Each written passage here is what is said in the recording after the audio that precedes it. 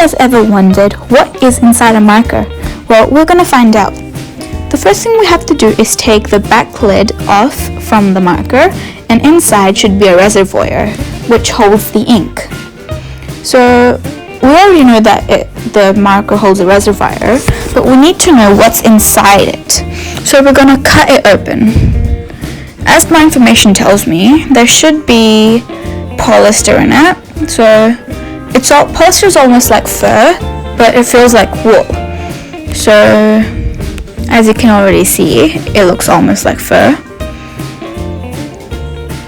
We have to get this whole thing off somehow.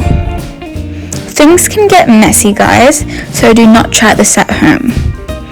Oh, and if you care about your scissors, use ones that are not any use to you, because trust me, polyester ruins scissors.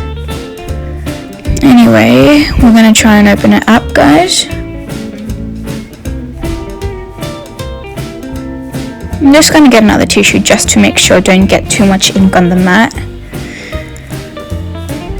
There we go. It's open. Now we just have to take the polyester out of it. As you can see, for a little reservoir, it holds a lot of polyester. I'm gonna take all of it out. The next thing we're gonna do is see what this polyester actually looks like. So we're gonna make this polyester lose its ink, or color, as you should say. So we have 4 glasses. The first thing we're going to do is put this one in the first glass to see which color it makes. It should be dark orange or close to red. We're just going to use a spoon to mix and see and get some color off the polyester. As you guys can see, it's turning a dark orange, almost red color. We're going to put this polyester into the next glass and see what color it makes. This color is orange. I think the polyester is going to lose color every time we put it into the next one. Yes, it is. And I'm warning you guys, do not try this at home. Your mum or dad or your parents or grandparents or your caretakers will get mad if they find this.